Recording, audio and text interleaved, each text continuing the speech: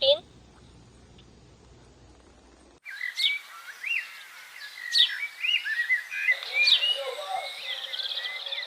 Magandang umaga sa iyo. Magandang umaga rin sa iyo.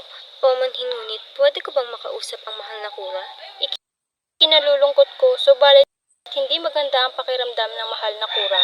Bagkus, ako na lang ang inyong kausapin at agad kong ipaparating sa kanya. Anong ginawa niya sa anak ko? Walang kasalanan ng anak ko. Ilabas niyo ang anak ko. Crispin! Crispin! Umalis na po kayo. Hindi magnanakaw ang anak ko. Walang kasalanan ng anak ko. Crispin! Pasensya na po, kung maaari ay umalis na po kayo dahil nakadisturbo po kayo. Crispin! Crispin!